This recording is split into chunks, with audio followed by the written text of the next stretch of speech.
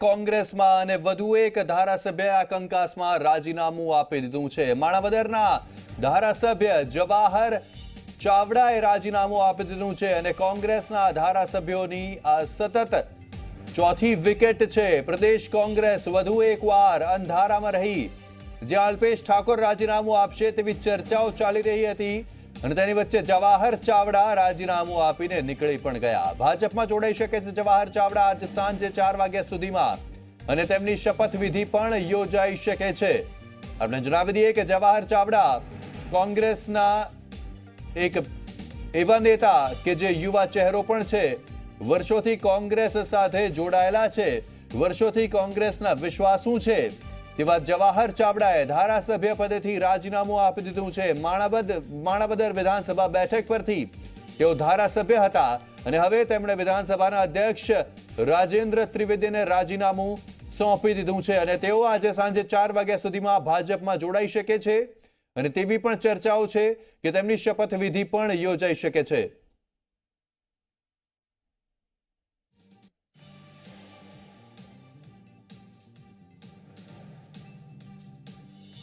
તો અમારી સાથે અમદાવાદ ન્યૂઝરૂમથી જોડાઈ ગયા છે અમારા સંવાદદાતા કિંજલ મિશ્રા, ગાંધીનગરથી છે હિતલ પારેખ અને કોંગ્રેસના પ્રદેશ કાર્યાલયથી છે બ્રિજેશ દોશી।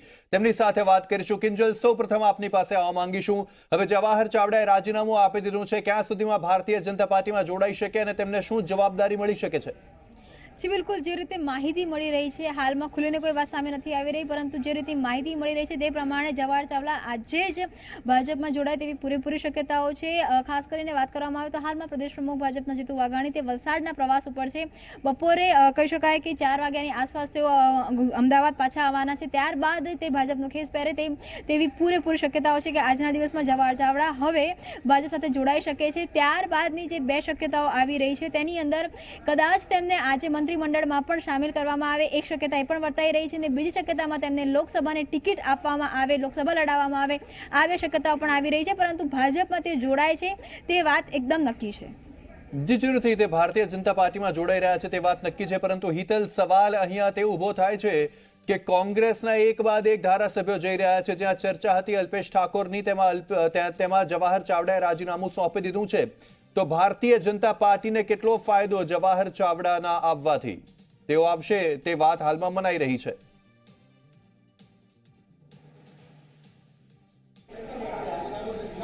જી ચોક્કસ યસ, એવું કહી શકાય કે ભારતીય જનતા પાર્ટીને આ સૌથી મોટો ફાયદાનો છે, કારણ કે ભાજપની આ કોંગ્રેસ ઉપરની સર્જિકલ સ્ટ્રાઇક છે। કારણ કે કોંગ્રેસને સતત ઊંઘમાં રાખવાની જે રણનીતિ ભાજપે અપનાવી છે અને કોંગ્રેસને ક્યારેય કલ્પના ન હોય એવા ધારાસભ્યો હવે રાજીનામું આપી રહ્યા છે, એટલે ચોક્કસ એવું કહી શકાય કે ભાજપની આ સર્જિકલ સ્ટ્રાઇકમાં કોંગ્રેસ ફસાઈ ચૂકી છે। કારણ કે કોંગ્રેસનો એક કાર્યકરોનું મોરલ પણ એના કારણે ડાઉન થાય છે કે જે લોકો, જે કાર્યકરો પાયામાં જે કામ કરે છે અને એ કામ જે અંતર્ગત કરી રહ્યા છે, ત્યારે એમના નેતાઓ છે આ પ્રકારે કોંગ્રેસ ધારાસભ્ય પદેથી રાજીનામું આપીને ભાજપમાં જોડાઈ એની વાતથી એ લોકસભા માટે જે કાર્યકર પાસેથી કામ લેવાનું છે એ લોકોની મનોસ્થિતિ આખી એની અસર થશે। એક વસ્તુ ભાજપને સૌથી મોટો ફાયદો આ થવાનો છે। સાથે સાથે એક આમ પ્રજામાં પણ સીધી રીતે જોવા જઈએ તો એ લોકોને સતત એવું ફીલ થઈ રહ્યું છે કે કોંગ્રેસ પોતાના ધારાસભ્યોને સાચવી નથી શકતી, તો એ વિધાનસભા કે લોકસભાની વાત હોય ત્યારે એમના પ્રતિનિધિઓ દેશને કે રાજ્યને કેવી રીતે સાચવશે, તેના કારણે આમ પ્રજામાંથી પણ કોંગ્રેસ દૂર જઈ રહી છે। સાથે સાથે કોંગ્રેસમાં જે કંકાસ ચાલી રહ્યો છે એ કંકાસ હવે સીધી રીતે ઉજાગર થાય છે, કારણ કે કુંવરજી બાવળિયાની વાત કરીએ તો કુંવરજી બાવળિયા નકશિક કોંગ્રેસી હતા, જવાહર ચાવડા છે એ નકશિક કોંગ્રેસી હતા, આશાબેન પટેલ છે એ પણ નકશિક કોંગ્રેસી હતા। તેઓ આ ત્રણ નકશિક કોંગ્રેસી હતા, તેમની ગળસુથીમાં કોંગ્રેસી હતું, પણ એ લોકો પણ હવે જો કોંગ્રેસનો સાથ છોડવા તૈયાર હોય તો નવા જે લોકો છે એ કોંગ્રેસનો સાથ કેવી રીતે પકડશે? આ તમામ રીતે જોવા જઈએ યસ, તો મોરલી ભાજપને એક સૌથી મોટો ફાયદો મળી રહ્યો છે અને સ્વાભાવિક છે કે એની સીધી અસર, જેનો લાભ છે લોકસભામાં ભાજપને જોવા મળશે। જી જરૂરથી બ્રિજેશ, ઘણા બધા કારણો હોઈ શકે છે જવાહર ચાવડાના કોંગ્રેસ છોડવા પાછળ, પણ શું કારણ એક એ પણ હોઈ શકે કે હમણાં જે કોંગ્રેસમાં નવા જોડાયેલા નેતાઓ છે તેમનું પ્રભુત્વ, તેમનું મહત્વ વધી રહ્યું છે પક્ષમાં, તેના કારણે ક્યાંક અંદરો અંદર નારાજગી હોય અને બીજી બાજુ ભારતીય જનતા પાર્ટી તરફથી તેમને સારું આશ્વાસન મળતું હોય જેથી તેમણે પક્ષ છોડ્યો હોય, ભલે તેઓ કોંગ્રેસ સાથે વર્ષોથી જોડાયેલા છે તેમ છતાં?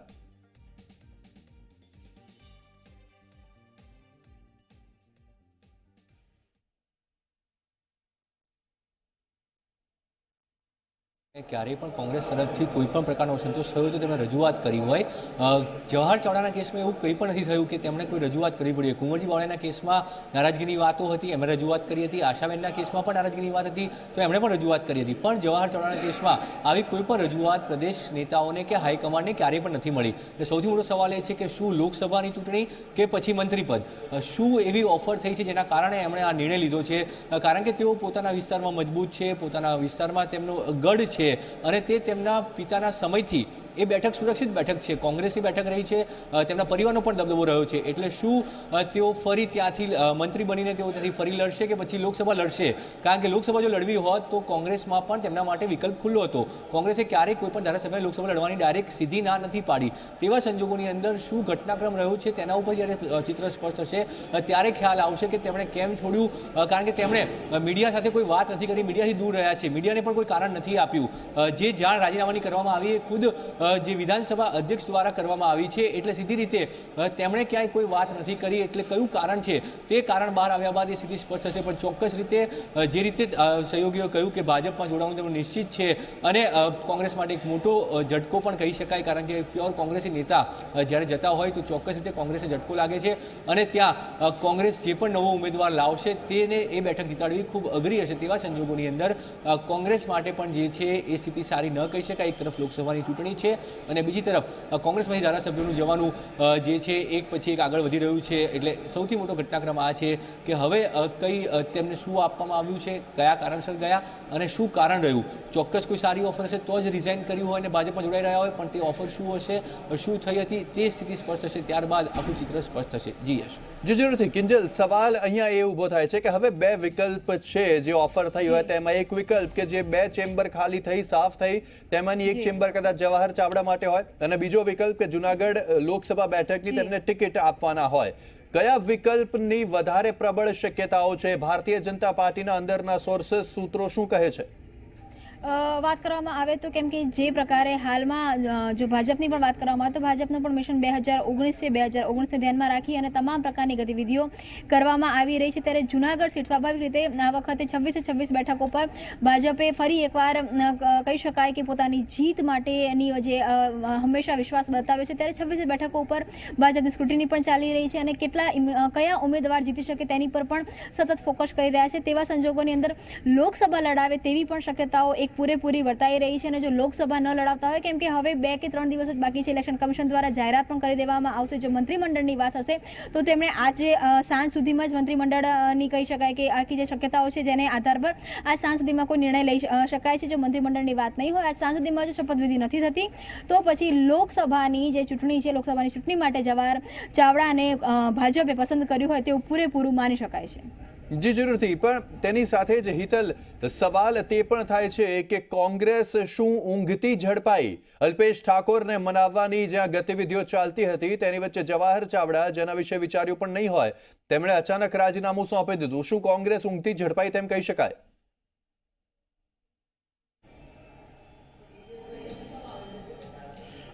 જી યસ, ચોક્કસ એવું કહી શકાય કે કોંગ્રેસ ઊંઘતી ઝડપાઈ છે. સાથે સાથે કોંગ્રેસ ભાજપની રણનીતિના ટ્રેપમાં આવી છે એવું પણ ચોક્કસ કહી શકાય. કારણ કે જે પ્રકારે અલ્પેશ ઠાકોરની વાત હોય, ધવલસિંહ ઝાલાની વાત હોય, સોમા ગાડાની વાત હોય, આ તમામ વાતો જે છે એ બહાર વહેતી ક્યાંક ને ક્યાંક જે મૂકવામાં આવી અથવા કરવામાં આવી એ તમામ પરિપ્રેક્ષ એક રણનીતિનો પાઠ હતો અને કોંગ્રેસને અંધારામાં રાખવાની વાત હતી. અને એવા જેનું ક્યારેય નામ ન હતું એવા જવાહર ચાવડાને કોંગ્રેસમાંથી રાજીનામું આપી દીધું. એટલે એવું ચોક્કસ કહી શકાય કે કોંગ્રેસ તો ઊંઘતી રહી છે. સાથે સાથે બીજો મહત્વની વસ્તુ એ છે કે ભાજપ જે એની રણનીતિ છે એ રણનીતિમાં સફળ પણ રહી છે અને એનું જ ફળ સ્વરૂપ આ જોવા મળી રહ્યું છે. ક્યાંક ને ક્યાંક સીધી રીતે જોવા જાઓ તમે તો જે પ્રકારની રણનીતિ કોંગ્રેસની છે એ સતત પ્રશ્નાર્થ સામે ઊભી થતી રહી છે. શંકરસિંહ વાઘેલાએ પણ જ્યારે કોંગ્રેસ છોડી ત્યારે ઘણા બધા પ્રશ્નો કોંગ્રેસ સામે ઊભા કર્યા હતા. હવે જે કોંગ્રેસના મૂળભૂત કોંગ્રેસના જે ધારાસભ્ય છોડી રહ્યા છે એ લોકો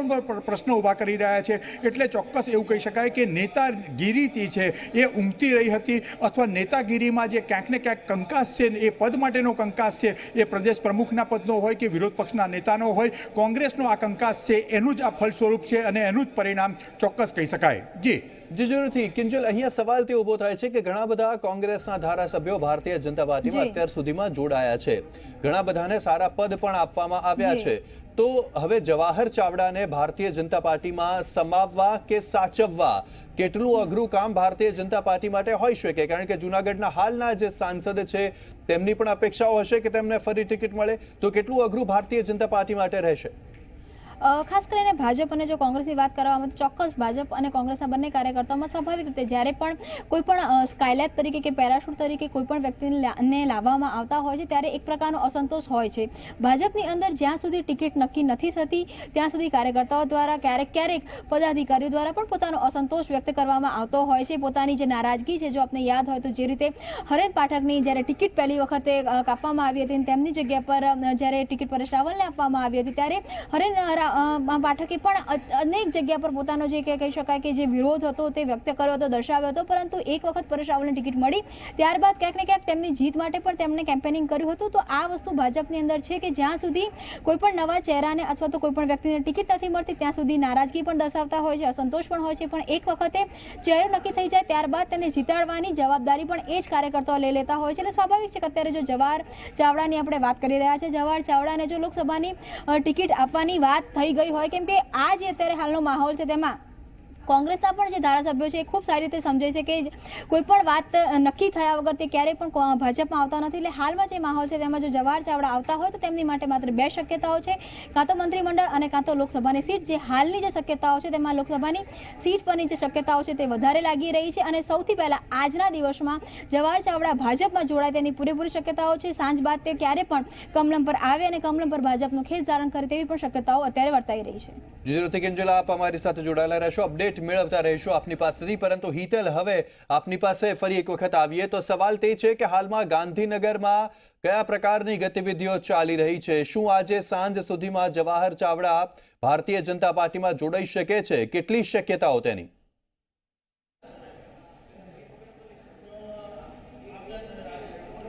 યસ, ચોક્કસ એવું કહી શકાય કે જવાહર ચાવડાએ રાજીનામું આપ્યા બાદ એમનો મોબાઈલથી માંડીને તમામ સ્વિચ ઓફ કર્યું છે. જે પ્રકારનું લોકેશન એમનું ટ્રેસ થવા નથી દેવામાં પ્રયત્ન કરવામાં આવતો, અને અધ્યક્ષ દ્વારા પણ રાજીનામાનો સ્વીકાર કર્યા પછી નિવાસસ્થાનથી નીકળીને એમના કાર્યાલય પર આવ્યા, અને કાર્યાલય પર આવ્યા બાદ સત્તાવાર આની જાહેરાત કરી છે. એટલે ક્યાંક ને ક્યાંક ભાજપની રણનીતિ પણ અત્યારે રહી છે, ને હવે જે પ્રકારની રણનીતિનો પાઠ આગળ વધશે, ક્યારે ભાજપમાં જોડાવું, સૌથી વધારે મહત્વનો વસ્તુ એ છે કે જો તેમને ભાજપમાં જોડાવું છે અને લોકસભા ચૂંટણીના પરિપ્રેક્ષમાં તેઓ જોડાઈ રહ્યા છે તો તેઓ ગમે ત્યારે એ ભાજપમાં જોડાઈ શકે. એટલે આજે જોડાય અથવા આવતીકાલે કે પરમ દિવસે પણ જોડાઈ શકે છે. 12મી તારીખે પણ ક્યાંક ને ક્યાંક જોવા જઈએ તો ભાજપ કમલમ પર મોટી બેઠકો રાખવાનું આયોજન છે. કોંગ્રેસના વરિષ્ઠ નેતાઓ પણ અહીંયા હાજર છે. ત્યારે પણ તેઓ ભાજપમાં જોડાય અને ક્યાંક ને ક્યાંક કોંગ્રેસને એક વધુ એક સાયકોલોજીકલ ફાઇટ આપી ગણાય અને કોંગ્રેસનું મોરલ ડાઉન કરી શકે એવું કરી શકે. પણ જો બીજી શક્યતા છે જે મંત્રીમંડળમાં સમાવેશ કરવાની વાત હોય તો ચોક્કસ એવું કહી શકાય કે મંત્રીમંડળમાં જો તેમનો સમાવેશ કરવો હોય તો વહેલામાં વહેલી તકે તેઓ જોડાય. કારણ કે જે પ્રકારે કુંવરજી બાવળિયાની ઘટના બની હતી અને એક જ કલાકમાં તેઓ ભાજપમાં જોડાયા બાદ સીધી શપથવિધિ થઈ, આ પ્રકારની ઘટનાક્રમ ભૂતકાળમાં જે થયો હતો એના આધારે એવું કહી શકાય કે આજે ના જે જોડાય તો ચોક્કસ ક્યાંક મંત્રીમંડળની શક્યતાઓ પણ પ્રબળ માનવામાં આવી છે. જે પ્રકારે કેબિનો સાફ કરવામાં આવી હતી, જે રીતે વિડીયોગ્રાફી કરવાની મનાઈ ફરવામાં આવી હતી, આ બધી શક્યતાઓ અત્યારે ખુલ્લી છે. રાજકારણમાં હજુ ઘણી શક્યતાઓ પણ બીજી બાકી છે, કારણ કે જ્યાં સુધી અત્યારે જવાહર ચાવડાએ રાજીનામું આપ્યું છે અને તરત ને તરત કંઈ પણ એ થાય તો કોંગ્રેસને એક મુદ્દો મળે કે પદ પ્રતિષ્ઠા મેળવવા માટે જવાહર ચાવડાએ આ કામ કર્યું છે. એટલે હવે ભાજપના નેતાઓ નક્કી કરશે કે જવાહર ચાવડાને ભાજપમાં ક્યારે જોડાવું એ મહત્વનું બનશે. જી જરૂરથી હિતલ, આપ અમારી સાથે જોડાયેલા રહેશો. તો કોંગ્રેસને આ ચોથો ઝટકો મળ્યો છે. સૌપ્રથમ કુંવરજી બાવળિયા જસદણ બેઠક પરથી, ત્યારબાદ પેટા ચૂંટણી થઈ જેમાં ફરી તેઓ જીત્યા અને તેમને હાલમાં ભારતીય જનતા પાર્ટીની સરકારમાં મંત્રીપદ મળેલું છે. ત્યારબાદ ઊંઝા વિધાનસભા બેઠક પરથી આશાબહેન પટેલ, તેની પેટા ચૂંટણી હજુ થઈ નથી, પરંતુ આશાબહેન પટેલને પણ ભારતીય જનતા પાર્ટી મહત્વપૂર્ણ જવાબદારી સોંપી શકે છે તેવી શક્યતાઓ છે. ત્યારબાદ તાલાલા વિધાનસભા બેઠકના ભગવાનભાઈ બારડ કે જેમને સજા સંભળાવવામાં આવી હતી કોર્ટ દ્વારા તેમની સામે થયેલા કેસ બાબતે, ત્યારબાદ તેમને બરતરફ કરવામાં આવ્યા વિધાનસભામાંથી તેમના ધારાસભ્ય પદેથી. અને હવે માણાવદર વિધાનસભાના ધારાસભ્ય જવાહર ચાવડા કે જેમણે પણ સામે ચાલીને રાજીનામું સોંપ્યું છે અને તેમને ક્યાં તો મળી શકે છે ભારતીય જનતા પાર્ટીમાં મંત્રી પદ, ક્યાં તો મળી શકે છે જુનાગઢ લોકસભા બેઠકની ટિકિટ. તો 3 તેવા નેતાઓ કે જેમણે રાજીનામું સોંપ્યું છે અને 4થા તેવા ધારાસભ્ય કે જેમની પાસેથી રાજીનામું લેવામાં આવ્યું છે. અમારી સાથે હિતલ પારેખ જોડાયેલા છે. હિતલ, સવાલ તે થાય છે કે સીડબ્લ્યુસીની બેઠક આવનાર દિવસમાં થનાર છે. થોડા દિવસોમાં લોકસભા ચૂંટણીની તારીખોની જાહેરાત થઈ જશે. તેની વચ્ચે અત્યાર સુધીમાં 4 ધારાસભ્ય કોંગ્રેસના પક્ષ છોડી ચૂક્યા છે. અન્ય ધારાસભ્યોનો ગણગણાટ ચાલી રહ્યો છે. કેટલું કોંગ્રેસ પક્ષને માનસિક રીતે આ આઘાત પહોંચાડી રહ્યું છે?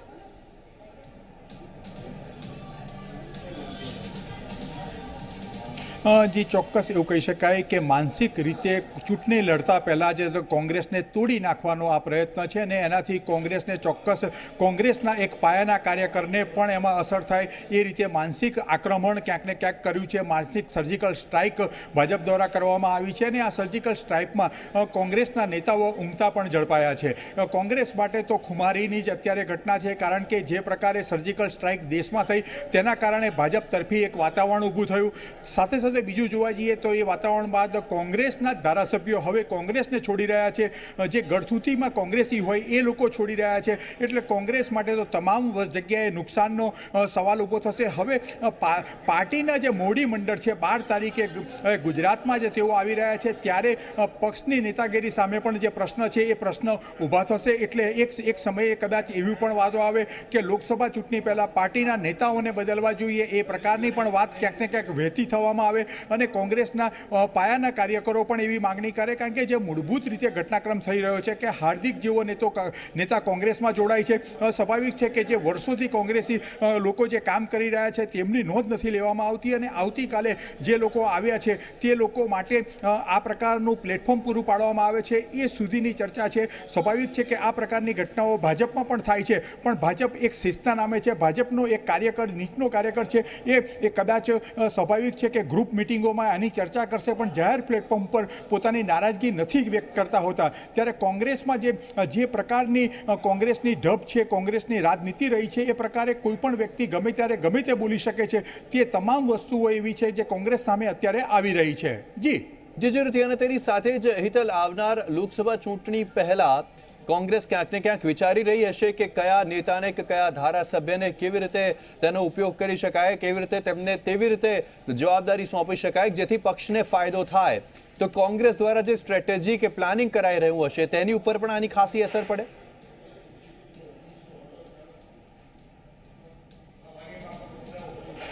જી, ચોક્કસ એવું કહી શકાય. કારણ કે આ વખતે પ્રથમવાર એવી ઘટના બની છે કે સામાન્ય રીતે કોંગ્રેસની એક સિસ્ટમ રહી છે કે છેલ્લે મોડે ઉમેદવારોની જાહેરાત કરવી. આ ઉમેદવારોની જે જાહેરાત મોડી થવાના કારણે પક્ષમાં આંતરિક અસંતોષ ઊભો થતો હોય છે. પણ એને ખાળવા માટે ગઈકાલે એક પ્રથમ 4 સભ્યોની 4 કેન્ડિડેટની યાદી જાહેર કરી દીધી, જેમાં 15 જે રાષ્ટ્રીય રીતે યાદી જાહેર કરી એમાંથી ગુજરાતને મહત્વ આપવામાં આવ્યું છે. 1 થી 4 નંબર સુધીના ગુજરાતના ઉમેદવારો જાહેર કર્યા છે. આવા પરિપ્રેક્ષમાં કોંગ્રેસની આ રણનીતિ હતી, એને રણનીતિને ખાડી નાખવા માટે અત્યારે જે ઘટનાક્રમ સર્જાયો, સાથે સાથે કોંગ્રેસના નેતાઓએ એક નિવેદન પણ કર્યું હતું કે કોઈ પણ વર્તમાન ધારાસભ્યોને લોકસભાની ટિકિટ નહીં આપવામાં આવે. ક્યાંક ને ક્યાંક જોવા જઈએ તો આ પ્રકારની જે ઘટનાક્રમ સર્જાયો છે એમાં એ નિવેદનની પણ ક્યાંક ને ક્યાંક જવાબદારી છે. કારણ કે કોંગ્રેસના ધારાસભ્યોને ખબર પડી છે કે લોકસભાની ચૂંટણીમાં કોઈ ટિકિટ આપવામાં નહીં આવે એ પ્રકારની વાત છે. સાથે સાથે લાંબા સમયથી રાજ્યમાં સરકાર કોંગ્રેસની નથી, એટલે સ્વાભાવિક છે કે સત્તા મળવાથી પણ એ દૂર છે. એટલે ક્યાંક ને ક્યાંક કોંગ્રેસના ધારાસભ્યો છે એ લોકસભાની ટિકિટ મેળવવા માટેનો પ્રયત્ન કરી રહ્યા છે અને સત્તાની નજીક આવવાનો તેઓનો આ પ્રયત્ન છે. એટલા જ માટે તેઓ ભાજપમાં જોડાઈ રહ્યા છે. જી જરૂરથી. હિતલ, જે રીતે કોંગ્રેસના જેટલા ધારાસભ્યો પક્ષ છોડીને ગયા છે તો તેમાંથી એવું કહી શકાય કે ભારતીય જનતા પાર્ટીએ સીધી રીતે સૌરાષ્ટ્ર અને પાટીદાર પ્રભાવિત વિસ્તારો અને ત્યાંની લોકસભા બેઠકો અથવા વિધાનસભા બેઠકોને સીધી રીતે ટાર્ગેટ કરી છે. કુંવરજી બાવળિયા સૌરાષ્ટ્ર, જવાહર ચાવડા સૌરાષ્ટ્ર, તો પછી મહેસાણાથી આશાબહેન પટેલ કે જે પાટીદાર પ્રભાવિત પૂરેપૂરો આખો જિલ્લો છે.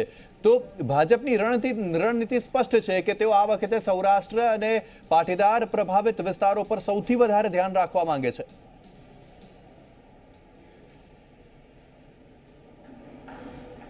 જી યસ, ચોક્કસ એવું કહી શકાય, કારણ કે જે પ્રકારે વિધાનસભાની ચૂંટણીના પરિણામો આવ્યા હતા અને પરિણામો અંતર્ગત જે પ્રકારે ગુજરાત ભાજપને અપેક્ષા હતી 115 બેઠકોની, એ બેઠકો આવી નથી.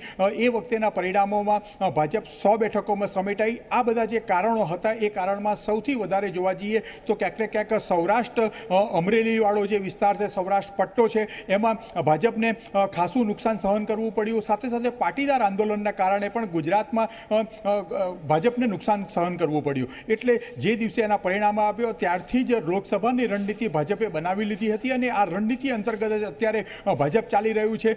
સૌરાષ્ટ્રના વિસ્તારોમાં કદ્દાવર જે નેતાઓ છે તેમને પકડવામાં આવી રહ્યા છે. કુંવરજી બાવળિયા છે, એક કોડી સમાજમાં એક આગવું વ્યક્તિત્વ ધરાવતા વ્યક્તિ છે અને કોડી સમાજના રાષ્ટ્રીય પ્રમુખ પણ તેઓ રહ્યા છે. તેમને પ્રથમ તોડ્યા, કારણ કે પાટીદારોનો સામે જે વોટ બેંકની વાત છે એ પાટીદારો પછી જે કોડી સમાજની વોટ બેંક રાજ્યમાં સૌથી વધુ છે ત્યારે એમને તોડવામાં આવ્યા. સાથે સાથે બીજું મહત્વની વસ્તુ એ છે કે જે પાટીદારો નારાજ હતા, તમને ખ્યાલ હોય તો જે પ્રકારે વડાપ્રધાન નરેન્દ્ર મોદીનો ગુજરાત પ્રવાસ થયો એમાં ઉમિયા અને અન્નપૂર્ણા આ બંને માતાઓના કાર્યક્રમમાં પ્રધાનમંત્રી પોતે હાજર રહ્યા છે. એટલે ત્યાં પણ પાટીદારોને રીઝવવાનો પ્રયત્ન હતો અને હવે પાટીદાર જે ધારાસભ્યો છે અથવા પાટીદાર પ્રભાવિત વિસ્તારો છે તેના ધારાસભ્યોને તોડવાનો ભાજપ દ્વારા પ્રયત્ન કર્યો છે. એટલે એવું ચોક્કસ કહી શકાય કે વિધાનસભામાં જે નુકસાન સહન કર્યું છે એ નુકસાનને રિકવર કરવા માટે લોકસભામાં કોઈ નુકસાન ન જાય એની માટેની આ રણનીતિ છે અને એ ભાગે જ આ ચાલી રહ્યું છે. જી તો અમારી સાથે હાલમાં ઝી 24 કલાક ન્યૂઝ રૂમ થી જોડાઈ ગયા છે અમારા સહયોગી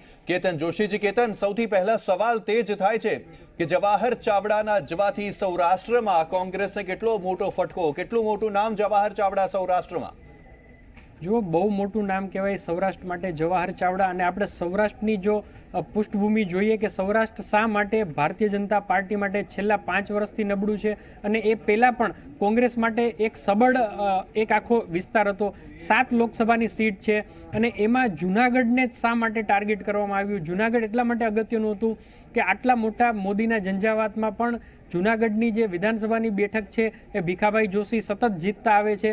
અને આ સિવાય માત્ર જૂનાગઢ છોડો, સૌરાષ્ટ્રની અન્ય વાત કરીએ, ચાહે જામનગર હોય, ખંભાળિયા હોય, દ્વારકા હોય, અમુક વિસ્તાર કલ્યાણપુરનો હોય, પોરબંદરનો હોય, તો જ્યાં આહિર કોમ્યુનિટી છે એ આહિર કોમ્યુનિટી આવા લીડર્સના કારણે જવાહર ચાવડા કરતાં પણ એમના ફાધરનું નામ ખૂબ મોટું છે.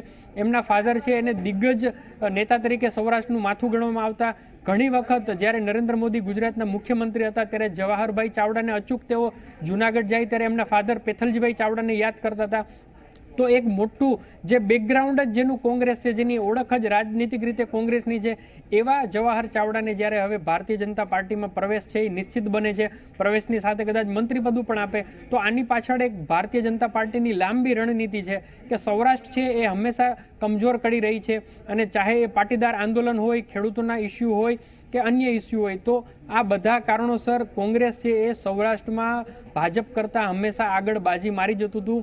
તો હવે આનો ઉકેલ શું?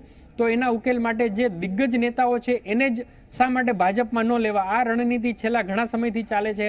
ચાહે કોડીના એક લીડર છે કુંવરજીભાઈ બાવળિયા, તો કુંવરજીભાઈને લઈને આખા ગુજરાતના જે કોડી સમાજ છે એને ભેગો કરવાની વાત છે. તો જવાહર ચાવડાને લઈ અને આખા જ આહિર સમાજને પોતાના તરફી કરવાનો આ એક બહુ મોટો માસ્ટર સ્ટ્રોક છે એ ભારતીય જનતા પાર્ટીનું છે. કોંગ્રેસ ફરીથી છે આ બાબતમાં ચૂક કરી ગઈ છે. અત્યારે અલ્પેશ ઠાકોર છે એ દિલ્હીથી અમદાવાદ આવવા રવાના થઈ ગયા છે. અલ્પેશ ઠાકોરનું પણ હચુડચું છે. તો કોંગ્રેસે આમાં બાર્ગેનિંગ કરવું પડે એવી સ્થિતિ છે.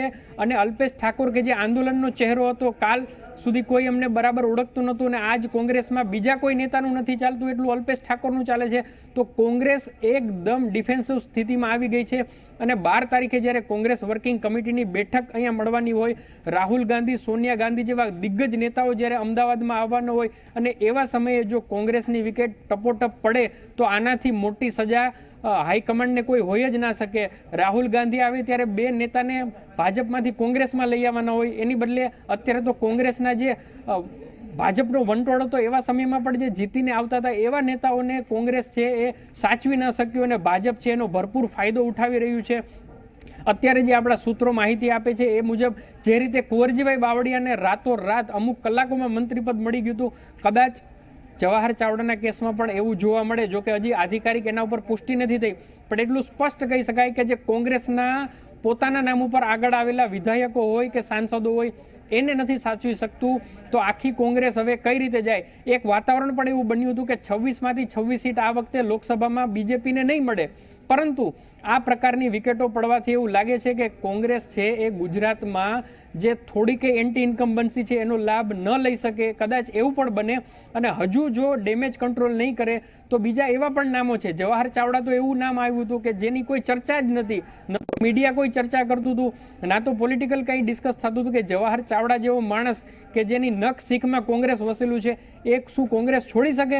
તો આના ઉપરથી આપ અંદાજો લગાવો કે કોંગ્રેસમાં કઈ પ્રકારની અંધાધૂંધી ચાલતી હશે.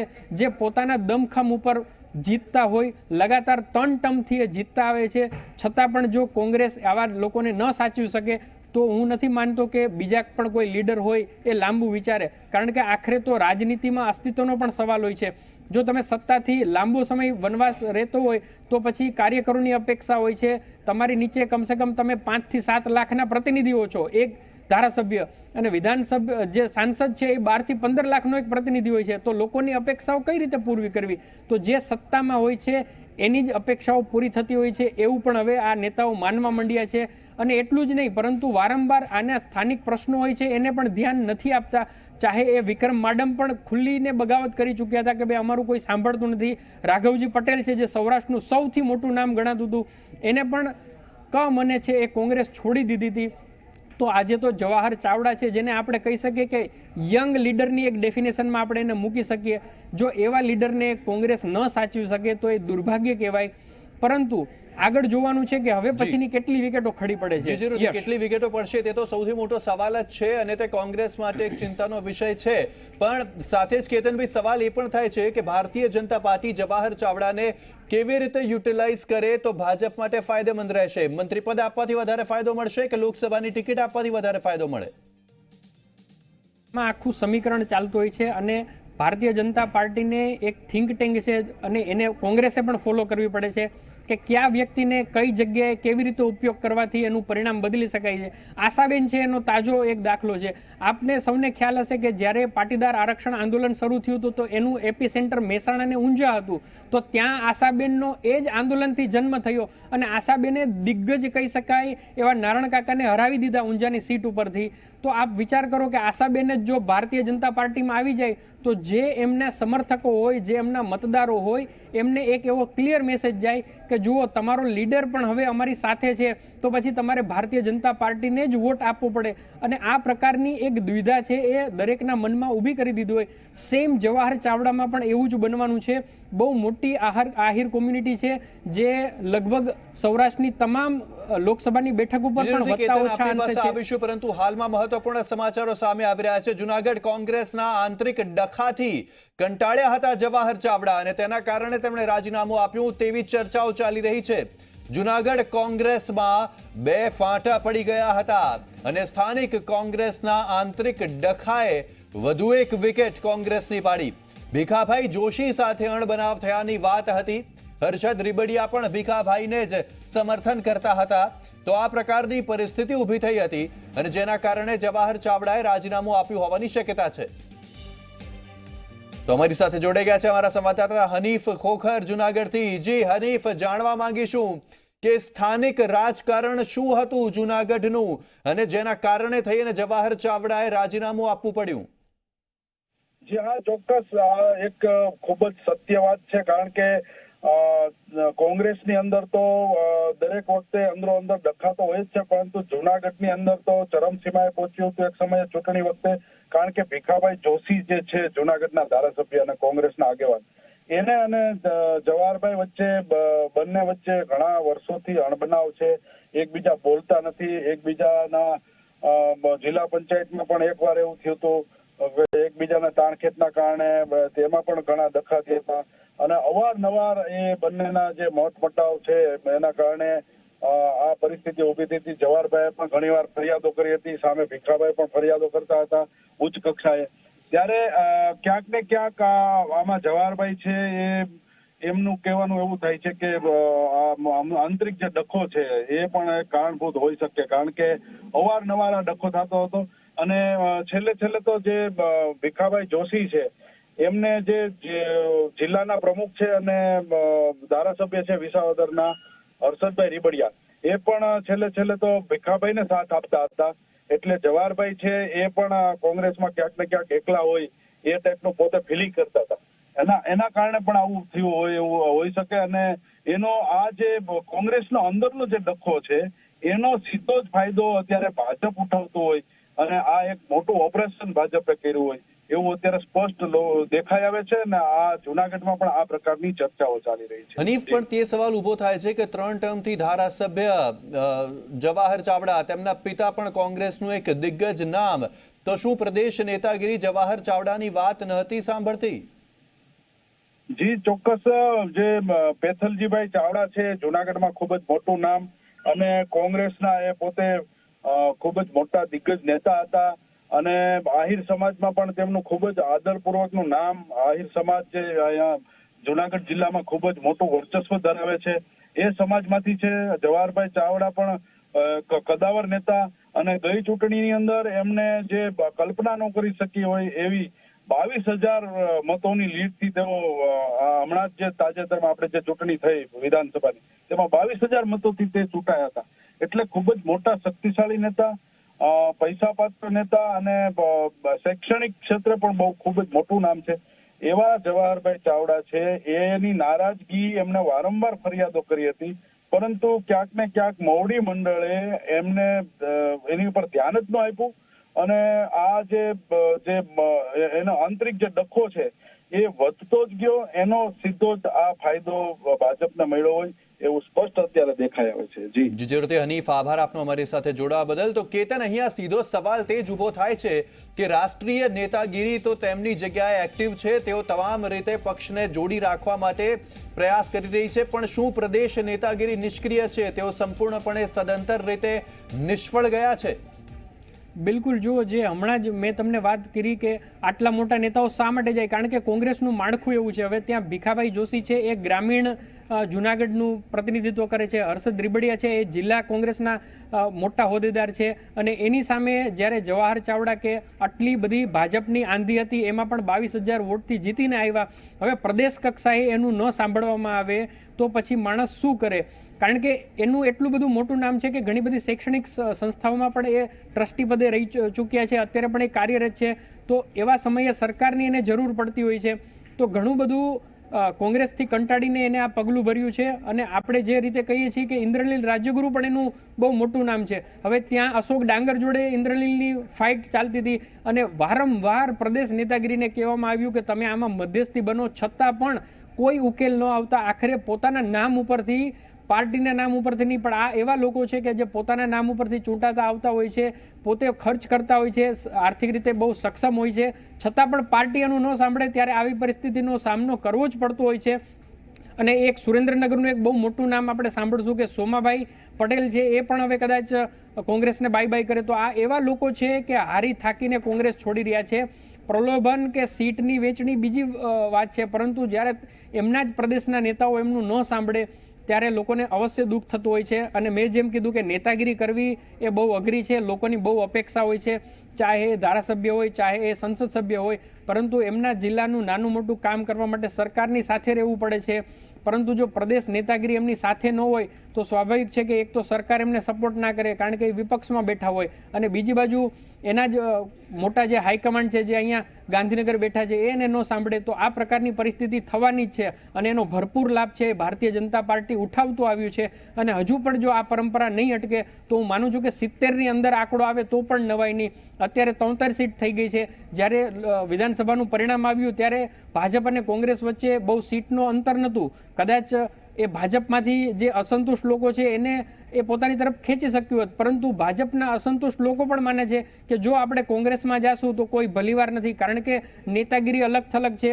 અહીંયા ભલે કોઈ પ્રદેશ પ્રમુખ હોય પરંતુ એનું કોઈ માનતું પણ નથી હોતું એવું પણ કહી શકાય, કારણ કે જે વિસ્તારનો જે કોંગ્રેસી લીડર છે એ જ પોતાની જાતને પ્રમુખ માનતો હોય છે. તો જે અશિસ્ત છે પાર્ટીની એ પણ હંમેશા કોંગ્રેસને નડતરરૂપ બની છે. અને આવા જે ખરેખર ફાઇટર લોકો છે, પોતાની નામ ઉપર પ્રજામાં લોકપ્રિય હોય, ચૂંટાતા આવતા હોય, ભાજપની સતત આંધી હોય, છેલ્લા 3 દશકથી જે રાજ્યમાં ભાજપનું શાસન હોય એવામાં પણ વળતા પાણી રૂપે સામા પ્રવાહે તરનારા આવા લોકોને જો કોંગ્રેસ ના સાચવી શકે તો એ દુર્ભાગ્ય કહેવાય. હવે એવું લાગે છે કે જે કોંગ્રેસ અમુક સીટો લોકસભાની જીતવા માટેની વાત કરતી હતી એમાં પણ બહુ મોટી પેલી છે. એક નાનકડી વાત કરી દઉં કે ભરતસિંહ સોલંકીને કાલે ઝી 24 કલાકે પૂછ્યું કે ભાઈ તમે તો આણંદના લોકોની ફરિયાદ છે કે તમે મળતા નથી, તમને મળવા માટે અમદાવાદ આવવું પડે છે. ત્યારે પણ એને એવો જ જવાબ તુમાખી ભૈરો આપ્યો હતો કે ના આ તો મીડિયાની પેલી વાત છે. તો આવા નેતાઓ જ્યારે મોટા બની જાય છે ત્યારે સામાન્ય કાર્યકરનું સાંભળતા નથી. તો કોંગ્રેસનો ઉપરથી નીચે સુધીનો આ એક જે પડકાર છે એનો લાભ છે એ ભારતીય જનતા પાર્ટીને મળે છે અને આગળ પણ કેટલી વિકેટ પડે છે એ કોઈ ના કહી શકે. જીજેરુથી કેતન, ઘણા બધા મુદ્દાઓ હતા વિધાનસભા વખતે પણ અને હવે લોકસભા વખતે પણ કોંગ્રેસ પાસે ઘણા બધા મુદ્દાઓ છે. ખેડૂતોનો મુદ્દો હોય કે પછી પાટીદાર સમાજનો મુદ્દો હોય જેને કોંગ્રેસ એન્કેશ કરી શકતી હતી. પણ સૌરાષ્ટ્રમાં સૌથી પહેલા મોટું નામ કુંવરજી બાવળિયા કે જે કોળી સમાજ પર પણ ખૂબ મોટું પ્રભુત્વ ધરાવે છે તે જતા રહ્યા. તેથી તે એક મુદ્દો કોંગ્રેસ પાસેથી જતો રહ્યો. હવે સૌરાષ્ટ્રના બીજા એક મોટા નેતા પણ જતા રહ્યા, તેથી તે મુદ્દો પણ કોંગ્રેસ પાસેથી જતો રહ્યો. તો હંમેશા કોંગ્રેસ સાથે તેવું જ થાય છે કે તેમની પાસે મુદ્દા તો હોય છે ચૂંટણી પહેલા, પણ ચૂંટણી ટાણે જ હાથ ખાલી થઈ જાય છે તેમના. બિલકુલ તમે યોગ્ય કહ્યું. જુઓ, સૌરાષ્ટ્રની જ્ઞાતિનું પેટર્ન આપણે સમજીએ તો પટેલ, આહિર, કોળી અને ક્ષત્રિય આ જે 4 જ્ઞાતિનું સમીકરણ છે એ કોઈ પણ સીટ આપ લઈ લો, ચાહે વિધાનસભાની હોય કે લોકસભાની, પરંતુ આ 4 જ્ઞાતિના સમીકરણના કારણે હાલમાં આપને રોકવા માંગે છે થોડા સમય માટે. જવાહર ચાવડાના નિવાસ સ્થાનેથી અમારા સંવાદદાતા ગૌરવ પટેલ હાલમાં જોડાઈ રહ્યા છે ગાંધીનગરથી. ગૌરવ, જાણવા માંગીશું, જવાહર ચાવડાએ રાજીનામું સોંપી દીધું છે, શું માહોલ છે તેમના નિવાસ સ્થાનની બહાર? તેમની સાથે કોઈ સંપર્ક થઈ શક્યો છે?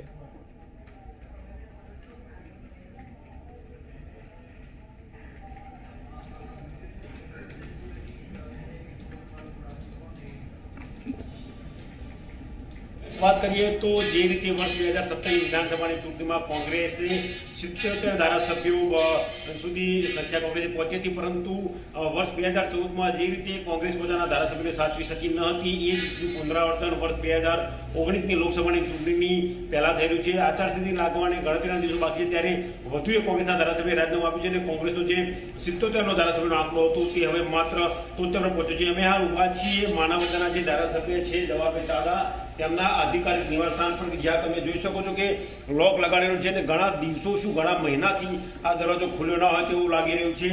જે પ્રકારની અટકળો વહેતી થઈ હતી કે અલ્પેશ ઠાકોર ભારતીય જનતા પાર્ટીમાં જોડાશે, પરંતુ એ અટકળો એક બાજુ રહીને જવાહર ચાવડા કે જેઓ માણાવદરના ધારાસભ્ય છે, સૌરાષ્ટ્રમાંથી આવે છે, તેમને અચાનક રાજીનામું આપતા કોંગ્રેસના એક મોટો ફટકો પડ્યો છે.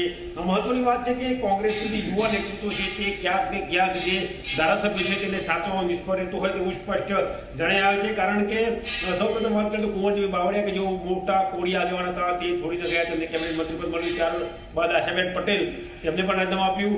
આ ઉપરાંત વાત કરીએ તો ભગવાનભાઈ બારડ કે જેમને સસ્પેન્ડ થવાનો વારો આવ્યો અને હવે જવાહરભાઈ ચાવડા. જોવાનું એ છે કે આચારસંહિતા લાગુ પડી તે પહેલા આ લાઈન કેટલી લાંબી થાય છે, કારણ કે વર્ષ 2014ની લોકસભાની ચૂંટણીઓ હતી ત્યારે આંકડો 10 ધારાસભ્યો સુધી પહોંચ્યો હતો. ત્યારબાદની પેટા ચૂંટણીમાં ચોક્કસ કોંગ્રેસનો વિજય ઘણી જગ્યાએ થયો હતો, પરંતુ હાલ વાત એવી છે કે જે જગ્યાએ કોંગ્રેસનો જનાધાર છે, જે ધારાસભ્યો કોંગ્રેસના જીતેલા છે, તેઓ રાજીનામું આપી રહ્યા છે, ક્યાંક ને ક્યાંક સીધી રીતે ભારતીય જનતા પાર્ટીના સંપર્કમાં હોય તેવું દેખાઈ રહ્યું છે. યશ. જીજીરુથી, ગૌરવ, શું જવાહર ચાવડાનો કોઈ પ્રકારે સંપર્ક થઈ શક્યો છે અને હજી કયા તેવા ધારાસભ્યો છે કે જેઓ છોડી શકે છે? અલ્પેશ ઠાકોર અને ધવલસિંહ ઝાલા તો હવે લગભગ મનાઈ રહ્યું છે કે તેઓ નહીં છોડે, પણ હજુ સોમાભાઈ પટેલની વાત સંભળાઈ રહી છે.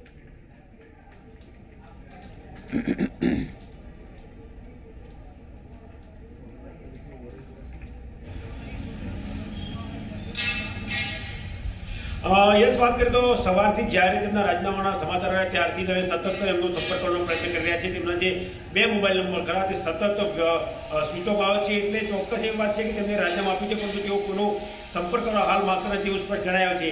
જ્યાં સુધી ભારતીય જનતા પાર્ટીની વાત છે ત્યાં સુધી જે રીતે અલ્પેશ ઠાકોરના નામની વાત આવી એ જોતા સ્પષ્ટ થાય છે કે હાલ ભારતીય જનતા પાર્ટી પાસે એવો કોઈ મજબૂત ઓબીસી નેતા નથી જેના કારણે તેઓ ગામડામાં મત માંગવા જઈ શકે, માટે તેમને સીધી નજર અલ્પેશ ઠાકોર પર દોડાવી છે. ભારતીય જનતા પાર્ટીના કમિટેડ વોટ બેંકની વાત કરીએ તો સવર્ણ જે વોટ બેંક કહેવાય તે ભારતીય જનતા પાર્ટીની કમિટેડ વોટ બેંક છે, જેમાં વાણિયા, બ્રાહ્મણ, પટેલ અને સહિતના જે સવર્ણ જ્ઞાતિ છે, ક્ષત્રિય સહિતના સવર્ણ જે સમાજ છે તેની વોટ બેંકમાં આવે છે. પરંતુ વર્ષ 2017ની વિધાનસભાની ચૂંટણીને જો ધ્યાને લઈએ તો જે ગામડો વિસ્તાર ખરો ત્યાં તેનો કારનો પરાજય થયો તો ખૂબ જ મોટો રકાસ થયો. એટલે ગામડામાં કઈ રીતે ભારતીય જનતા પાર્ટી પગ પેસરો કરે એ ધ્યાને રાખીને ગામડામાંથી જે લોકો જીતેલા છે તેને કદાચ ટાર્ગેટ કરતી હોય તેવું લાગી આવે છે. મહત્વની વાત છે કે અલ્પેશ ઠાકોરે ટાર્ગેટ કરવાની વાત એટલા માટે છે કે અલ્પેશ ઠાકોર એક યુવા ઠાકોર આગેવાન છે અને મધ્ય ગુજરાત અને ઉત્તર ગુજરાતમાં ઠાકોર સમાજનું પ્રભુત્વ ખૂબ જ મોટા પ્રમાણમાં છે. જો આ વિસ્તારમાં વધારે બેઠકો જીતવી હોય અથવા તો જે બેઠકો છે તેને જીત્યા બાદ વધારે લીડ જોઈતી હોય તો ઠાકોર સમાજનો મતદાર સાથે આવવો જોઈએ ખૂબ જ જરૂરી છે. માટે તેમને પણ ટાર્ગેટ કરી રહ્યા છે. જવાહર ચાવડાનો સતત સંપર્ક કરવાનો પ્રયત્ન કર્યા છે પણ હજુ સુધી તે ક્યાં છે તે કોઈ અતોપતો લાગેલો નથી. યશ, જરૂરથી ગૌરવ જોડાયેલા રહેશો. કેતન, પણ અહીંયા જે સવાલ તે થાય છે કે માત્ર ઠાકોર સમાજને સાચવવામાં તેમની પાસેથી આહિર સમાજ ગયો, કોળી સમાજ ગયો. શું માત્ર ઠાકોર સમાજ કોંગ્રેસને લોકસભાની 15 બેઠકો જે દાવો કોંગ્રેસ કરતી હતી તે જીતાડી શકશે ખરી ગુજરાતમાં? જી, હાલમાં સૌ પ્રથમ મહત્વપૂર્ણ વાત, જવાહર ચાવડા પ્રતિક્રિયા આપી રહ્યા છે. શૈલેષભાઈ, આખો જે ગઠબંધન બન્યો, માણાવદરના ધારાસભ્ય રાજીનામું આપ્યું કોંગ્રેસને, શા માટે અત્યાર સુધી કોઈ અંદાજો પણ ના આવ્યો? જવાહરભાઈનું જે રાજીનામું પડ્યું છે એ અમારા માટે શોક ન્યૂઝ છે. કારણ કે એમની કોઈ બી નારાજગી એ પાર્ટી માટે કે કોઈ પણ આગેવાનો માટે એમની નારાજગી હતી નહીં. જે રીતે રાહુલજીનો જે કાર્યક્રમ અગાઉ જે ઘડાયો હતો એ કાર્યક્રમમાં પણ એક ખૂબ જ નિરીક્ષક તરીકે એમને જે જવાબદારી સોંપી હતી જવાબદારીના ભાગરૂપે એમણે ખૂબ સારી કામગીરી કરી હતી. અને ગઈકાલ સુધી બી પાર્ટીના નેતાઓ સાથે 12મી તારીખના કાર્યક્રમ માટે એમણે ચર્ચા વિચારણા કરી હતી. પણ કયા કારણોસર જવાહરભાઈ રાજીનામું આપ્યું છે એ હાલ હજી જાણવા મળ્યું નથી. ભારતીય જનતા પાર્ટી જે રીતે વિકાસના નામ ઉપર, સૌનો સાથ અને સૌના વિકાસના નામ પર જે રાજનીતિ કરી રહી છે, ભારતીય જનતા પાર્ટી એટલી નબળી પાર્ટી છે કે નબળી પાર્ટી હોવાના કારણે કોંગ્રેસના કદાવર જે મજબૂત જે કોંગ્રેસીઓ છે એને તોડીને પોતાની પાર્ટીને મજબૂત કરવાનું કામ કરી રહી છે. 26 સીટો ભારતીય જનતા પાર્ટી કોઈ સંજોગોમાં જીતી શકે એવી નથી. એમને ખ્યાલ છે કે અમારી સીટોમાં ખૂબ મોટો ઘટાડો થવાનો છે અને એ કારણોસર ભારતીય જનતા પાર્ટી કોંગ્રેસના અમારા જે સિનિયર ધારાસભ્યશ્રીઓ છે એ સિનિયર ધારાસભ્યશ્રીઓને ટાર્ગેટ કરીને આ રીતનું પ્લાનિંગ કરીને કોંગ્રેસને તોડવાનું કામ કરી રહી છે. ભારતીય જનતા પાર્ટી ગમે તેટલા કોંગ્રેસના ધારાસભ્યોને તોડે, આવનારી 2019ની ચૂંટણીની અંદર ભારતીય જનતા પાર્ટીને અમે જે ટાર્ગેટથી ચાલી રહ્યા છે કે ભારતીય જનતા પાર્ટી કરતાં પણ 1 સીટ અમે વધારે લાવીશું, એ ચોક્કસ હું આ મીડિયા દ્વારા આપને કહેવા માંગુ છું. મોટું નુકસાન માનો છો? કોઈ પણ રાજકીય પાર્ટીમાં વર્ષોથી કામ કરતો કોઈ વ્યક્તિ હોય અને કામ કરતો વ્યક્તિ જ્યારે પાર્ટી અચાનક છોડીને જાય ત્યારે સ્વાભાવિક છે કે કોંગ્રેસ પાર્ટીના એક કાર્યકર તરીકે, એક ધારાસભ્ય તરીકે મારી સાથે એમણે છેલ્લા 4 ટર્મથી કામ કર્યું છે, એનું દુઃખ હોઈ શકે છે. પણ ભૂતકાળમાં પણ ઘણા દિગ્ગજો કોંગ્રેસ પાર્ટી છોડીને ગયા હતા. તેમ છતાં પણ કોંગ્રેસ પાર્ટી જે ફક્ત 44 સીટ ઉપર સમેટાઈ ગઈ હતી રાજ્યસભાની ચૂંટણીમાં, એ કોંગ્રેસ પાર્ટી 80 સીટો લઈને સિદ્ધ કરી દીધું કે કોંગ્રેસ પાર્ટી ગુજરાતમાં મજબૂત છે. આજે આપના માધ્યમથી કહું છું કે લોકસભામાં કોંગ્રેસની 0 સીટો છે. આવનારી લોકસભાની ચૂંટણીની અંદર ભારતીય જનતા પાર્ટી ગમે તે બી ધમપછાડા કરે, ગમે તેના ધારાસભ્યોને તોડે, મંત્રીપદની લાલચ આપે કે લોકસભાની ટિકિટની લાલચ આપે, આવનારા દિવસોમાં લોકસભાની ચૂંટણીમાં કોંગ્રેસ પાર્ટી ભારતીય જનતા પાર્ટી કરતાં 1 સીટ વધારે જીતીને બતાડશે. એ આપના માધ્યમથી જે તે સમયે વાત કરવામાં આવે, તમને પણ ભાજપે ઓફર કરી હતી લોકસભા ચૂંટણી અને સાથે મંત્રીપદની પણ વાત એ વખતે પણ વહેતી થઈ હતી. મંત્રીપદના કારણે કોંગ્રેસના ધારાસભ્યો ભાજપમાં જતા હોય છે. પહેલું તો મને એ ખબર જ નથી કે મારી સાથે કોણે વાત કરી હતી. પણ જે બી ભારતીય જનતા પાર્ટી લાલચ અને લોભ આપે છે અને લાલચ લોભ આપીને મંત્રીપદની પણ ઓફર કરે, રાજ્ય લોકસભાની બી ઓફર કરતા હશે. પણ જેના લોહીમાં ખૂન હોય, પ્રજા સાથે જે લોકો, પ્રજાએ જેને ચૂંટીને મોકલ્યા છે, પ્રજાએ જેને વિશ્વાસ મૂકેલો છે, હું માનું છું કે પાર્ટી કરતાં પણ પ્રજા સાથે વિશ્વાસઘાત ના કરવો જોઈએ. અને જે પ્રજા સાથે વિશ્વાસઘાત કરે છે એને ભૂતકાળમાં પણ પ્રજાએ એનું પરિણામ આપ્યું છે અને ભવિષ્યમાં પણ એનું પરિણામ માણાવદર વિધાનસભા જીતવા માટે કોંગ્રેસ આ વખતે જસદણ જેવી ભૂલ નહીં કરે? ચૂંટણી જઈ ડિક્લેર થવા દો, સમય સમયનું કામ કરશે. તડજોડની જે રાજનીતિ હાલ ચાલી રહી છે એમાં કોંગ્રેસનું સ્ટેન્ડ શું છે? તડજોડની રાજનીતિમાં શું કોંગ્રેસ ભાજપમાંથી કોઈ નેતાને લાવવા તૈયાર છે? કોંગ્રેસ પોતે જ એટલી મજબૂત પાર્ટી છે કે અમારે કોઈ ઉછીના લેવાની જરૂર નથી. હજી પણ કોંગ્રેસના જે નેતાઓ ભારતીય જનતા પાર્ટી એટલી નબળી પાર્ટી છે કે ભલે કેન્દ્રમાં સત્તામાં હોય કે રાજ્યમાં સત્તામાં હોય, ભારતીય જનતા પાર્ટી એટલી નબળી પાર્ટી છે કે વિકાસના નામે મત લીધા પછી અત્યારે રાષ્ટ્રવાદના નામે મત લે છે, મતોનું રાજકારણ કરે છે, તેમ છતાં પણ નબળતા એમની એટલે દેખાય છે કે કોંગ્રેસના ધારાસભ્યોને તોડીને લાલચ, લોભામણી, લાલચો આપીને આજે પણ તોડવાનું કામ ભારતીય જનતા પાર્ટી કરે છે. અને એટલે જ કહું છું કે ભારતીય જનતા પાર્ટી જેવી નબળી પાર્ટી આજે ગુજરાતમાં બીજી કોઈ નથી. લોકસભા ચૂંટણી પહેલા કોંગ્રેસના હજી પણ સ્થાનિક લેવલે તેને સાંભળવામાં નથી આવ્યા. તેને લઈને સાથે જ પ્રદેશ મંત્રીમંડળમાં જે ખેંચતાણ ચાલી રહી છે તેના કારણે તેઓ રાજીનામું આપી રહ્યા છે. આ સ્પષ્ટ વાત છે. જવાહરભાઈએ કોઈ વાતચીત સિનિયર આગેવાનો સાથે આ બાબતમાં કરી નથી. હું જવાહરભાઈને કીધું 4 ટર્મથી ઓળખું છું, મારા સારા મિત્ર છે. આ રીતની કોઈ પણ અસંતોષ એમનો પાર્ટી માટે નહોતો. પાર્ટી છોડતા પહેલા મિત્રતા ના નિભાવી જવાહરભાઈ? આમાં એવો છે, રાજકીય જે મિત્રતા હોય છે એ મિત્રતા રાજકીય જો રહેતી હોય છે. આમાં કોઈને કંઈ મળતું હોય, બે ભાઈબંધો જોડે ફરતા હોય ને કોઈને કન્યા વહેલી મળી ગયો ને પૈણી જાય, એનાથી બીજા મિત્રને શું કરવાનું? એને પૈણી નહીં કરવાનું.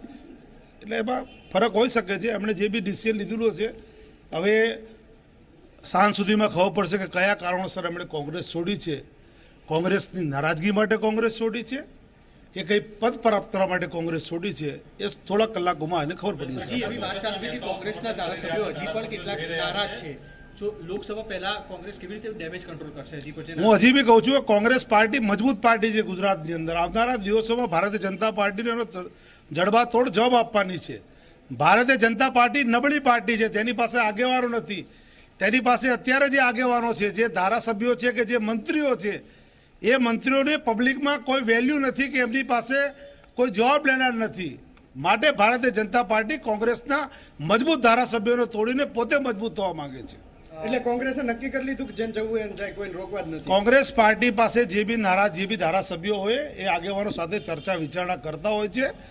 અને જેનું બ્લડ કોંગ્રેસી હોય, જેને પ્રજાએ જીતીને મોકલ્યા હોય, એવા લોકો કોંગ્રેસ છોડતા નથી. પણ લાલચ, લોભ આપીને જે લોકો જતા હોય એને કોંગ્રેસ સાથે કોઈ નાવા નીચેવાનો સંબંધ હોતો નથી. કોંગ્રેસના નામે જીત્યા હોય, કોંગ્રેસના મેન્ડેટ ઉપર જીત્યા હોય, પણ લાલચ અને લોભ એવી વસ્તુ છે કે જેને કોઈ રોકી શકતું નથી. એ ભારતીય જનતા પાર્ટી બી રોકી શકતું નથી કે કોંગ્રેસ પણ રોકી શકતું નથી. ભારતીય જનતા પાર્ટી એટલે સત્તા પર છે અને સત્તાના જોરે અત્યારે લાલચ, લોભ આપીને કોંગ્રેસને જે તોડવાનું કામ કરી રહી છે, પણ કોંગ્રેસ એનાથી તૂટવાની નથી.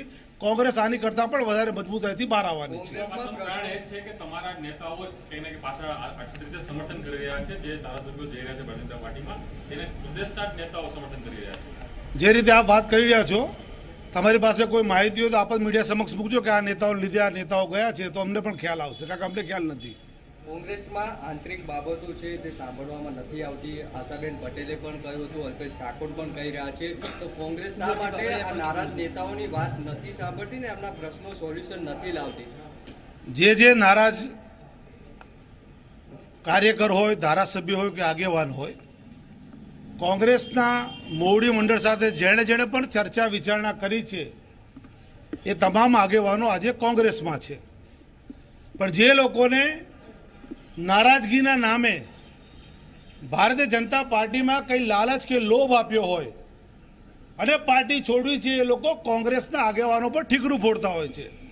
પણ જે આગેવાનો નારાજ હતા ગુજરાતમાં, કે જે કાર્યકરો કે આગેવાનો સાથે કદાચ આગેવાનો સાથે કંઈ પ્રોબ્લેમ થયા હશે, એ પ્રોબ્લેમો સોલ્વ થયા છે અને તમામ આગેવાનો આજે કોંગ્રેસમાં છે. જે પણ કોંગ્રેસ છોડીને જઈ રહ્યા છે કોંગ્રેસના નારાજગીની વાત લઈને, એ તમામ આગેવાનો જે પણ છોડીને જાય છે એ લોકો ભારતીય જનતા પાર્ટીની લાલચ અને લોભના લીધે જાય છે. માટે કોંગ્રેસ પાર્ટી ઉપર જે આગેવાનો કહી રહ્યા છે કે કોંગ્રેસના આગેવાન કોંગ્રેસમાં કકળાટના લીધે અમે ભાજપમાં જઈ રહ્યા છે, આ વાત બિલકુલ તથ્ય વિહોણી છે. એ લોકો લાલચ અને લોભ માટે કોંગ્રેસ પાર્ટી છોડીને જઈ રહ્યા છે. કોંગ્રેસ પાર્ટીમાં નાનામાં નાના કાર્યકરને પણ સાંભળવામાં આવે છે અને કોંગ્રેસ પાર્ટી એ લોકશાહી પાર્ટી છે, જ્યારે ભારતીય જનતા પાર્ટી એ સરમુક્તિશાહી પાર્ટી છે.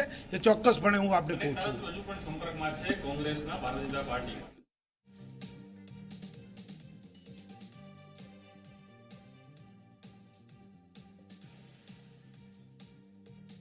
તો કોંગ્રેસના ધારાસભ્ય શૈલેષ પરમાર દ્વારા હાલમાં મીડિયા સાથે વાત કરવામાં આવી. તેમણે સ્પષ્ટપણે કહી દીધું કે જે પણ લોકો કોંગ્રેસમાંથી છોડીને જઈ રહ્યા છે અને તેઓ કહી રહ્યા છે કે કોંગ્રેસમાં તેઓ નારાજ હતા, તેમની વાત નહોતી સાંભળવામાં આવી, તે લોકો માત્ર અને માત્ર લાલચ અને લોભના કારણે જ પક્ષ છોડી અને ભારતીય જનતા પાર્ટીમાં જઈ રહ્યા છે. હવે સીધી વાત શૈલેષ પરમારે કરી છે અને તેમણે કહ્યું છે કે આવનાર લોકસભા ચૂંટણીમાં કોંગ્રેસ વધારે દમ સાથે બહાર આવશે. તો અમારી સાથે કેતન જોશી જોડાયેલા છે. કેતન, પરંતુ હવે એક વાત ધીરે ધીરે સ્પષ્ટ થઈ રહી છે, તેવું મનાઈ રહ્યું છે કે મંત્રી પદ જ મળી રહ્યું છે ચાવડાજીને, જવાહર ચાવડાને, અને કોઈ ટિકિટની વાત નથી થઈ. આ વાતમાં કેટલું તથ્ય માની શકાય અને મંત્રી પદ મળવાથી કયા મંત્રી તેમને બનાવવામાં આવી શકે અથવા તેનાથી કેટલો ફાયદો ભારતીય જનતા પાર્ટીને મળી શકે? જુઓ, રાજ્ય કક્ષાના મંત્રી એને બનાવી શકાય અને કયું પોર્ટફોલિયો આપે છે એ મહત્વનું નથી, પરંતુ આહિર સમાજમાં એક એ મેસેજ આનાથી આપવા માંગે છે ભારતીય જનતા પાર્ટી કે જુઓ, અમે તમારા એક નેતાની કદર કરી.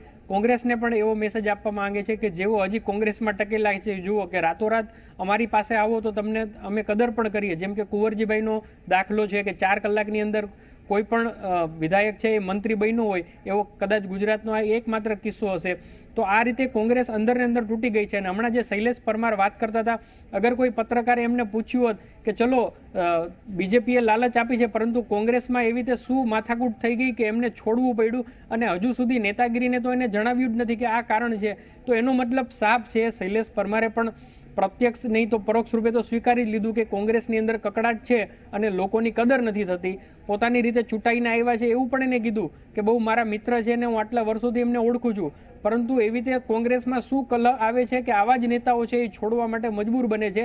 તો ચાહે એમને મંત્રી પદ મળે, ચાહે એમને લોકસભાથી ચૂંટણી લડાવાય જૂનાગઢથી, પરંતુ ભારતીય જનતા પાર્ટી માટે વિન વિન સિચ્યુએશન જવાહર ચાવડાના રૂપમાં ઊભી થઈ છે. સૌરાષ્ટ્રનો ગઢ ગણાતો જે એમની પાસે નહોતો અને કોંગ્રેસ છે એ ત્યાં અવ્વલ હતી. આટલા બધા આંધી તોફાનમાં પણ સૌરાષ્ટ્રની ઘણી બધી બેઠકો છે એ જીતીને આવતું હતું કોંગ્રેસ. તો આવા લોકોને જ્યારે કોંગ્રેસ છે એ ન સાચવી શકે ને ભારતીય જનતા પાર્ટી ન કેવલ એને પોતાના પાર્ટીમાં લે છે, પરંતુ મંત્રીપદું પણ આપે છે અને ચાહે એને લોકસભાની સીટ પણ આપે છે, અને જો એ ત્યાં જીતી જાય તો શાયદ એને કેન્દ્રના મંત્રી પણ બને. તો આ પ્રકારની જે થિયરી છે એ કોંગ્રેસ જાણતું હોવા છતાં પણ એના દિગ્ગજોને નથી રોકી શક્યું. અને જેમ આપણે જૂનાગઢના પ્રતિનિધિએ જણાવ્યું કે ભીખાભાઈ જોશી સાથે અણબનાવ છે, હર્ષદ રીબડિયા સાથે અણબનાવ છે, અને આ તો ધારાસભ્ય છે. તો તમે વિચારો કે કોંગ્રેસનું જિલ્લાનું સંગઠન પણ છે એ એક સાથે નથી ચાલતું, તો પછી આખા રાજ્યનું સંગઠન કઈ રીતે ચલાવી શકાય? એટલે જ જે લોકો સક્રિય રાજનીતિમાં છે, જવાહર ચાવડા હોય કે બીજા કોઈ પણ નેતા હોય,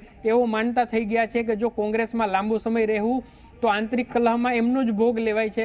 ગ્રુપેનિઝમ હજુ પણ ચાલે છે, અલગ અલગ જૂથવાદ ચાલે છે. એમને જો એક રીતે નહીં સાધવામાં આવે તો એક સાંધોને 13 તૂટે એવી સ્થિતિ અત્યારે કોંગ્રેસની છે. અને આગળ પણ હજુ એવું લાગે છે કે એમાં કોઈ ફરક દેખાતો નથી. અને દુર્ભાગ્ય કોંગ્રેસનું અને એવા લોકોનું કે જેમને કોંગ્રેસની સીટ ઉપર એમને ચૂંટીને મોકલ્યા હોય, પરંતુ એ લોકો બીજેપીમાં જવા મજબૂર થાય છે. એટલે મતદાતાઓનું પણ અહીંયા માનસિક સંક્રમણ ચાલે છે કે આપણે આખરે વોટ દેવો તો કોને દેવો. એટલે બહુ મોટી કસમકસ અત્યારે ગુજરાતના રાજકારણમાં ચાલે છે અને કોંગ્રેસ અત્યારે મજબૂત હોવા છતાં પણ નબળી દેખાઈ રહી છે.